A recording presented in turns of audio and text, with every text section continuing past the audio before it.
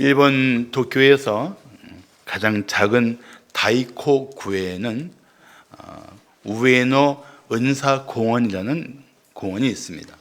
일본 왕이 우에노에게 선물한 공원인데 아름다운 연못이 있고 봄에는 벚꽃이 흐드러지게 펴서 사람들이 찾는 아주 아름다운 명소이기도 합니다. 그런데 이 우에노 은사공원은 또 많은 노숙자들이 머무는 곳이기도 합니다. 그래서 대부분의 사람들은 노숙자들이 도시의 미관을 해친다며 싫어했습니다. 그러나 제일 동포인 김봉임 장로님은 여기에 모이는 노숙자들을 보면서 점점 갈수록 그 마음에 안쓰러운 마음이 들었습니다. 그래서 몇 년 전부터 자기 사제를 털어서 매주 화요일마다 노숙자들에게 식사를 대접하고 있습니다. 식사하기 전에 찬송과 주기도문 또 짧은 말씀과 축도로 시작되는 식사 시간에는 많을 때면 700여 명이 모여서 식사를 한다고 합니다. 700여 명 별로 놀라지 않는데 많은 숫자예요. 그런데 그 식사를 대접할 때 장로님은 항상 덩실덩실 춤을 추고 다녔다고 합니다. 그 마음속에 섬기는 기쁨도 컸지만 단순히 양식뿐 아니라 생명의 양식도 전하고 싶은 그런 열망 때문이었다고 합니다. 그는 자신이 기뻐하는 모습을 보이면 적어도 기뻐할 수 없는 삶의 자리에 있는 노숙자들에게 예수님을 믿으면 뭔가 다른 것이 있구나 라는 그런 메시지를 전해주고 싶어서 그렇게 덩실덩실 춤을 추며 노숙자들을 섬기고 있다고 합니다. 성도의 또 다른 이름 중에 하나가 있다면 나는 기뻐하는 자라고 말하고 싶습니다. 기뻐하는 자. 자, 그럼 묻습니다. 당신은 진실로 주 안에서 기뻐하는 성도입니까? 오, 할렐루야. 그래야 돼요. 데살로니가전서 5장 16절은 항상 기뻐하라고 말씀하고 있습니다. 기뻐할 수 없는 상황에서 어떻게 기뻐할 수 있느냐고 물을 수 있습니다. 그러나 성도는 기뻐할 수 없는 상황에서 기뻐할 수 있는 이유를 가진 존재입니다. 그래서 우리는 도저히 기뻐할 수 없는 삶의 자리에서도 기뻐하는 한 사람을 오늘 함께 주목하고자 합니다. 그를 통해서 우리가 어떤 상황에서도 누릴 수 있는 기쁨, 과연 어떤 기쁨인가를 함께 보고자 합니다. 자, 성도가 누려야 할 기쁨은 어떤 기쁨일까요? 첫째, 고난을 초월한 기쁨입니다. 고난을 초월한 기쁨. 성경 주석학자인 윌리엄 바클레이는 이런 말을 했습니다. 우리는 기쁨을 위해 선택되었다. 크리스찬의 삶이 너무 힘든 것이라 하더라도 그 길을 가는 데 있어서나 목표에 있어서 모두 기쁨의 길이다. 옳은 일을 하는 데는 항상 기쁨이 있다. 우리가 어떤 의무나 직무를 회피하고 있다가 마침내 그것을 하게 될 때 기쁨이 우리에게 찾아온다. 크리스찬은 기뻐하는 사람이다. 나는 이 윌리엄 바클레이의 말 속에 하나님께서 걷게 하신 길, 하나님이 우리에게 명하신 대로 살아가는 삶에는 세상 사람이 이해할 수 없는 남다른 기쁨이 있을 수 있다고 믿습니다. 바울이 그런 사람이었습니다. 그는 진실로 어떤 상황에서도 기뻐하는 사람이었습니다. 오늘 본문 12절을 보시면 형제들아 내가 당한 일이 도리어 복음 전파의 진전이 될 줄을 너희가 알기를 원하노라고 말하고 있습니다.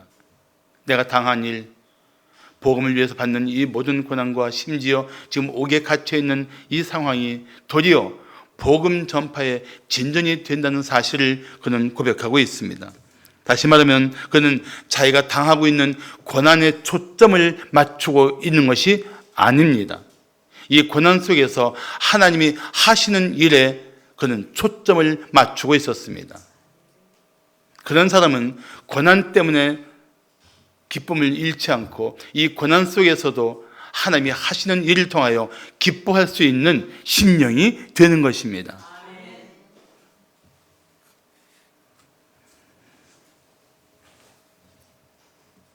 바울은 자신이 받는 고난 때문에 복음이 침체되는 것이 아니라 그럼에도 불구하고 오히려 복음은 더 힘을 얻고 있다는 사실에 그는 기뻐했던 것입니다. 그래서 13절과 14절을 보시면 이러므로 나의 매임이 그리스도 안에서 모든 시위대 안과 그 밖에 모든 사람에게 나타났으니 형제 중 다수가 나의 매임으로 말미암아 주 안에서 신뢰함으로 겁없이 하나님의 말씀을 더욱 담대히 전하게 되었다고 말씀하고 있습니다. 두 가지예요. 자신이 매어 있지만 기뻐했던 이유는 두 가지입니다. 내가 지금 매어 있는데 이것이 오히려 내가 모든 시위대 안과 그 밖에 모든 사람에게 복음을 전할 수 있는 기회가 되었다. 이게 매었느냐 자유하냐 거기에 초점 맞춘 게 아니에요. 지금 내가 있는 이 상황 속에서도 내가 복음을 전할 수 있는 기회가 되었다. 또 하나는 무엇입니까? 다시 한번 그 본문을 보면은 이런 말씀이 나옵니다. 형제 중 다수가 나의 매임으로 말미암아 주 안에서 신뢰함으로 겁없이 하나님 말씀을 더욱 담대히 전하고 있다 이거예요. 바울이 받는 고난을 보면서 많은 형제들이 복음 잘못 전하면 저 지경이 되는구나 침묵하기 시작한 것이 아니라는 겁니다. 오히려 그런 모습을 보면서도 주 안에서 신뢰함으로 겁없이 하나님 말씀을 더욱 담대하게 전하고 있는 거예요. 그런 소리를 들으면서 바울은 그 안에 정말 은밀한 기쁨이 막 샘솟아 나기 시작한 것입니다. 하나님이 이렇게 하시고 계시구나. 나는 매였지만 오히려 이 매인 자리에서도 복음을 전할 수 있는 새로운 기회를 얻게 되었고, 형제는 다수는 오히려 나 때문에 침묵하고 침체하고 뒷걸음치는 것이 아니라 더 겁없이 하나님 말씀을 담대히 전하고 있다니 이 놀라운 하나님의 역사가 아닌가, 그 생각에 그는 기뻐하기 시작한 것입니다. 고난에 초점 맞추지 마세요. 고난 속에서 하나님이 어떻게 일하시고 계신지를 본다면 우리는 잊었던 기쁨을 회복하게 될 것입니다. 잊었던 노래를 회복하게 될 것입니다. 잊었던 감사도 회복하게 될 것입니다. 하나님이 살아 역사하시니까요. 얼마나 놀라운 일입니까? 얼마나 기뻐해야 마땅한 일입니까? 할렐루야. 우리 하나님이 그런 하나님 아니십니까? 우리 하나님 그런 하나님이란 말이죠.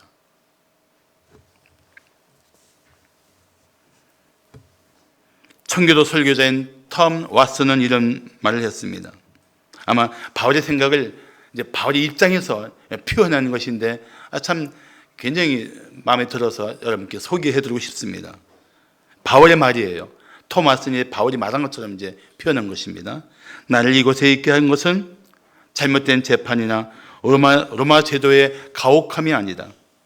그것은 아그리빠 왕이나 나를 미워하는 사람들이 아니다.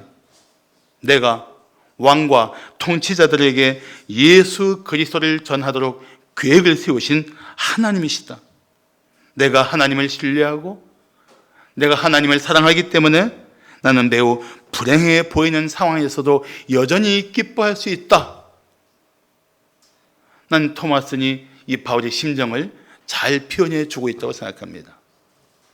도저히 기뻐할 수 없는 상황에서도 자신만 생각하면, 자기를 보면 참 고통스러운 상황이지만 그런 자기 삶을 통해서 일하시는 하나님을 보니까 기쁨이 막 넘친단 말이죠.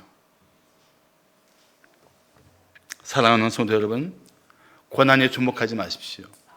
고난 속에서 일하시는 하나님을 바라보십시오.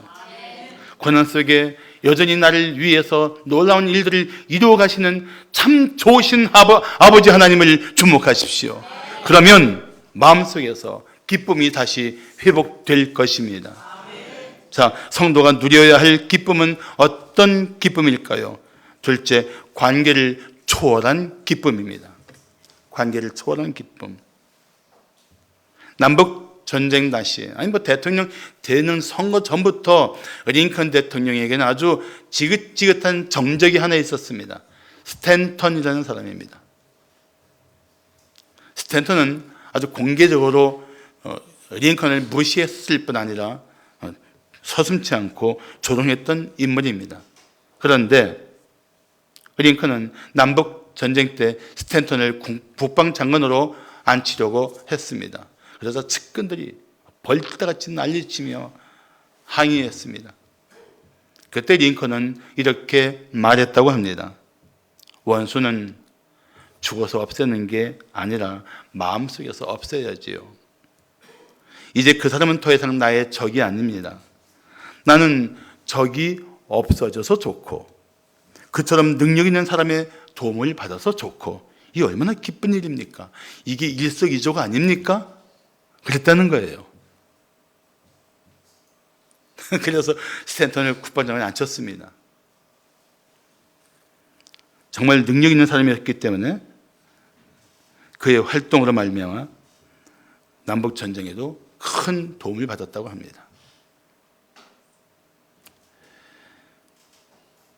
기뻐할 수 없는 인간관계를 기뻐할 수 있는 관계로 바꿀 수 있었던 힘, 난 이게 바로 창조적인 기쁨을 만들어내는 힘이라고 생각합니다. 창조적인 기쁨. 오늘 빌립보서 1장 15절부터 18절을 보시면 복음을 전하는 일에 세 가지 차이점을 볼 수 있습니다. 복음을 전하는데 세 가지 차이가 있어요. 첫 번째 차이는 15절에 있습니다. 자, 15절을 보시면 어떤 이들은 투기와 분쟁으로 어떤 이들은 착한 뜻으로 그리스도를 전파하나니. 자, 전파하는데 어떤 사람은 착한 뜻으로 하고 어떤 사람은 투기와 분쟁을 한다는 것입니다. 두 번째 차이는 16절, 17절이 있습니다. 이들은 내가 복음을 변증하기 위하여 세우심을 받은 줄 알고 사랑으로 하나 그들은 나의 매임에 괴로움을 더하게 할 줄로 생각하여 순수하지 못하게 다툼으로 그리스도를 전파하느니라. 전파하는, 그리스도를 전하는 이 동기의 차이가 있어요. 순수한 동기는 사랑입니다. 왜 자막을 이렇게 빨리 지우죠? 순수한 동기는 사랑이에요. 16절, 18절 다시 한번 보실까요? 16절, 18절 보시면 순수한 동기는 사랑입니다. 순수하지 않은 동기는 뭡니까? 다툼을 하는 거예요. 이렇게 해서 이 옥중에 있는 바울을 괴롭게 할 목적으로 지금 일을 하는 거예요. 다시 말하면 야, 바울이 갇힌 이 기회에 우리가 전도해서 우리의 능력도 좀 나타내고 바울도 저 안에서 좀 힘들게 하자 하는 다툼으로, 시기와 다툼으로 전파한다는 것이죠. 세 번째 전파하는 차이가 있습니다. 18절을 보시면 그러면 무엇이냐? 거칠어로 하나 참으로 하나 무슨 방도로 하든지 전파되는 것은 그리스도니. 세 번째 차이는 뭐입니까? 참으로 하느냐? 거칠어로 하느냐? 이 전파에 세 가지 차이가 있어요. 그런데 사실 바울을 볼 때는 정말 밉살스러운 사람들이에요. 쌀 중에 제일 맛없는 쌀이 무슨 쌀일까요? 밉살이에요. 이 밉살스러운 인간들은 바울을 괴롭게 할 목적으로 순수하지 못한 동기로 바울이 들어있는 동안에 자기들 세력을 불릴 목적이든지 아니면 자기들의 이름을 높이기 위한 것이든지 어쨌든 그런 순수하지 못한 동기로 복음을 전하는데 바울은 그 속에서 남들이 이해 못할 기쁨을 가지고 있는 겁니다. 왜요? 전파되는 것이 그리스도라면 나는 기뻐하고 또한 기뻐하리라. 순수하지 못한 동기일지라도 거칠애로 할지라도 그리스도가 전파될 수 있다면 난 그게 기쁘다. 사람들이 나를 미워하든 미워하지 않든 나에게 괴로움을 주기 위해서 무슨 계략을 꾸미든 그런 사람들의 삶 속에서도 그리스도가 높임받고 그리스도가 전파될 수 있다면 난 그건 기쁨으로 받아들이겠다 이런 뜻입니다. 참 하나님의 일을 할 때 보면 다 마음이 하나 같아서 되는 일은 아닐 때가 있어요. 그런데도 불구하고 뭐 궁시렁거리며 일을 하든 마지못해 하든 그 속에서 하나님의 일을 함께하고 있다면 그 모든 사람을 다 기뻐할 수 있고 품을 수 있어야 할 것입니다. 난 이런 사람을 영적 대인배라고 말하고 싶어요. 소인배는 뭡니까? 자기 좋아하면 좋아하고 자기 마음에 들면 끌어안고, 이게 소인배란 말이죠. 대인배는 뭐예요? 목적이 있고 목적을 향해서 함께 일할 수만 있다면 모든 사람을 품을 수 있는 그리스도의 심정을 가진 사람,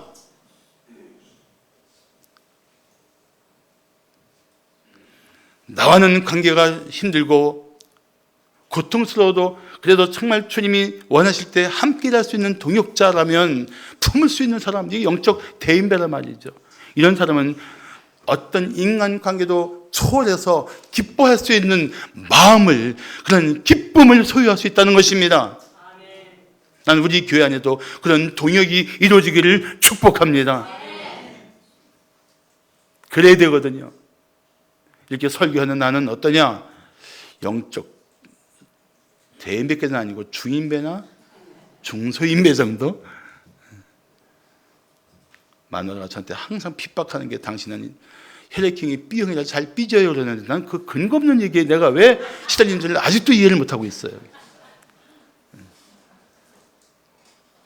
영적 대인배가 됩시다. 내 마음에 들고 안 들고의 처일, 그런 관계를 떠나서 초월해서 하나님을 향해서 동역할 수 있다면, 주의 이름을 높일 수 있다면 기꺼이 하나가 될 수 있는 열린 가슴을 가진 교회, 열린 가슴을 가진 성도들이 되시기를 축복합니다. 그래야 하나님의 일을 할 수가 있어요. 그래야 하나님의 기쁨이 우리의 기쁨이 될 수가 있어요. 믿습니까? 나는 우리 성도들만큼은 그런 분들이라고 믿습니다. 정말 그래요.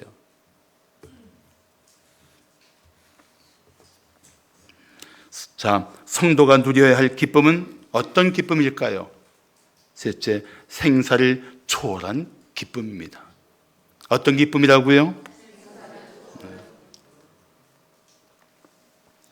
자, 19절을 한번 다 함께 봉독합니다. 시작. 이것이 너희의 간구와 예수 그리스도의 성령의 도우심으로 나를 구원에 이르게 할 줄 아는 거로. 두 가지가 있죠. 성도의 간구, 성령의 도우심. 성도가 간구하고 성령이 도우시면 바울은 얼마든지 자유를 얻을 수 있어요. 또 이 주님을 따르는 삶의 끝자락에 영광에 들어갈 그런 완전한 구원의 소망도 있단 말이죠. 성도의 간구, 성령의 도우심, 아주 하나님의 사람들, 함께 일하는 동역자들에게는 정말 필요한 거예요. 이걸 줄여서 성간성도라고 말해봅시다. 성간은 성도의 간구, 성도는 성령의 도우심. 따라합시다. 성간성도. 안 잊어버리겠죠? 성간이 뭐라고요? 성도의 간구. 성도는 성령의 도우심. 그런데 사실 바울은 성도의 간구와 성령의 도우심 가운데 자유를 얻는 것보다 더 큰, 더 놀라운 고백이 있습니다. 자, 그 고백이 무엇일까요? 20절을 한번 보시겠습니다. 20절. 나의 간절한 기대와 소망을 따라 아무 일이든지 부끄러워하지 아니하고 지금도 전과 같이 온전히 담대하여 살든지 죽든지 내 몸에서 그리스도가 존귀하게 되게 하려 하나니라고 말씀합니다. 지금도 전과 같이. 난 지금 이 고난 속에서만 하는 말이 아니야. 죽을 것 같은 상황이라서 하는 말이 아니야. 내가 잘 나갈 때에도, 내가 안전할 때에도, 내가 평강 중에 있을 때에도, 그때도 그랬고 지금도 그렇고 나는 내 상황과 조건에 관계없이 내 마음을 다하여 고백하는 거야. 어떤 고백? 온전히 담대하여 내가 살든지 죽든지 내 몸에서 오직 그리스도가 존귀하게 되는 것, 이게 내가 꿈꾸는 것이다라고 말하고 있는 것입니다. 이게 바울의 고백이에요. 사느냐 죽느냐 하는 문제보다 더 큰 가치를 붙인 사람, 사느냐 죽느냐 하는 것보다 더 큰 삶의 지고지순한 목적을 가진 사람은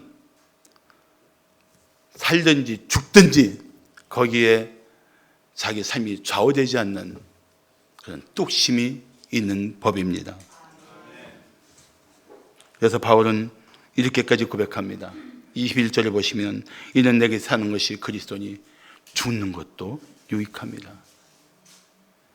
살아있으면서 살고 싶어요. 몸부림쳐야 할 자리에서 죽는 것도 유익하다고 말할 수 있는 것이, 이게 천국의 소망을 가진 성도의 고백 아닙니까? 부활의 신앙을 가진 우리들의 고백이 되어야 하지 않겠습니까? 죽는 것이 더 유익한 사람들, 이 영적 순례의 과정을 다 마치고 저 천국에서 나를 맞아주실 주님 앞에 나갈 수 있는 이 죽음을 더 사모하는 사람들, 그런데도 불구하고 그 못지않게 우리는 살아야 할 이유가 있는 것입니다. 자, 22절부터 24절을 보시면 그러나 만일 육신으로 사는 이것이 내 일의 열매일지인데 무엇을 택해야 하는지 나는 알지 못하노라. 내가 그 둘이 뭐예요? 사느냐 두느냐 하는 사이에 끼었으니 차라리 세상을 떠나서 그리스도와 함께 있는 것이 훨씬 더 좋은 일이라. 나를 생각하면 내 개인적으로는 그렇게 하고 싶으나, 정말 그렇게 하고 싶으나 내가 육신으로 있는 것이 너희를 위하여 더 유익하리라. 무슨 소리입니까? 자기 생각을 하면 차라리 주님께 가고 싶은데, 성도들을 생각하면, 내가 사랑하고 섬겨야 할 그 이웃들을 생각하면 내가 살아서 그들에게 더 유익이 되는 삶을 치열하게 살아갈 이유가 있다는 고백입니다. 사랑은 이 정도의 책임감이 있어야 돼요. 그리스도인은 자기 주변에 대한, 자기가 사랑하고 섬겨야 할 사람들에 대한 이런 거룩한 책임감을 가지고 살아야 마땅할 것입니다.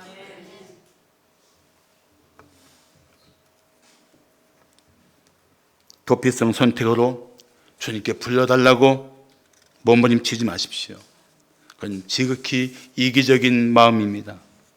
비록 힘들고 어려워도 돌봐야 할 이웃들을 위해서 역경을 이겨내야 합니다. 그리고 살고 죽는 것은 우리 생명의 주권자이신 주님께 오롯이 다 맡겨야 합니다. 그래야 살든지 죽든지 내 몸에서 오직 그리스도만 존귀하게 되는 삶을 살아갈 수 있을 것입니다.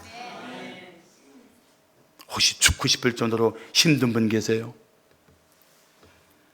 모든 걸 포기하고 싶은 분 계세요? 주님, 차라리 날 이쯤에서 불러주세요. 그렇게 외치는 분 계세요? 오늘부터 주님께 죽기를 구하지 말고 다시 주님의 능하신 손에 붙들려서 일어서게 해달라고 기도하십시오. 주님의 이름을 높일 수 있도록 도와달라고 부르짖으십시오. 기도의 자리에 나와 눈물로 주님께 부르짖어 간구하십시오. 다시 나를 생존하게 하신 그 이유, 생존하게 하신 주님 뜻을 이룰 수 있는 삶의 기회를 다시 한번 내 앞에 펼쳐달라고 기도하십시오. 살아야 할 이유가 있어 당신을 생존하게 하신 주님 앞에 마음을 바꿔야 할 것입니다. 죽음이 임박했을 때 히스기야는 눈물로 기도했습니다. 그때 하나님이 뭐라고 대답하십니까? 내가 네 기도를 들었고 네 눈물을 보았노라. 하나님은 그래서 다시 히스기야를 일으키시고 그의 생명을 연장시켜 주십니다. 그렇습니다. 살든지 죽든지 오직 그리스도를 존귀하게 하기를 목표 삼아 살아가는 사람들은 생사를 초월한 기쁨을 누리게 될 것입니다. 그 기쁨으로 살아가시는 여러분 되시기를 축복합니다.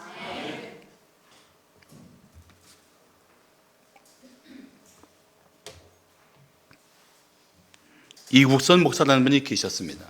이분이 청년일 때,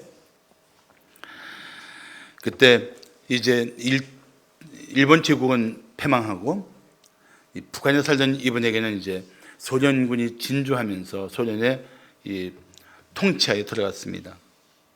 그런데 그런 땅에서 그는 기독교 청년 운동을 했습니다. 예수를 전하고 젊은이들을 모아서 예수의 사람으로 살도록 그는 강력하게 고민했습니다. 그러다가 소련군에 붙잡혀 재판을 받게 되었습니다. 그는 자신이 예수를 전했다는 이유로 죽게 될 것을 이미 알았습니다. 그래서 기왕 죽게 된 것, 할 말이나 하고 죽겠다고 결정하고 법정에서 재판관에게 당당하게 외쳤습니다. 소련군이 이 민족을 해방시킨 것이 아니요, 하나님의 은혜로 우리 민족이 해방된 것이다. 이 민족을 살리실 분은 오직 예수 그리스도밖에 없다. 나는 그 예수를 전하지 않을 수 없다. 강력하게 말한 거예요. 그리고 그는 이제 극형 선고를 기다렸습니다. 그런데 통역관이 통역을 듣더니 재판관 얼굴이 환해지면서 이호선 동지, 당신 석방이 오라는 거예요. 의아했지요. 이게 무슨 일인가. 그런데 그에게 통역하던 북한군 소령이 다가와서 이렇게 말했습니다. 나는 그대가 말한 대로 그대가 나라와 민족을 위해서 큰 일을 할 것을 기대합니다. 나중에 알고 봤더니 통역관이 판사에게 그의 말을 바꾸어 통역했던 것입니다. 죽을 줄 알았던 자리에서 살아난 거예요. 그때 그는 그렇게 결단했다고 합니다. 난 이미 죽은 몸이야. 이제부터는 정말 내가 살든지 죽든지 그리스도를 위해 나는 내 생명을 드릴 거야.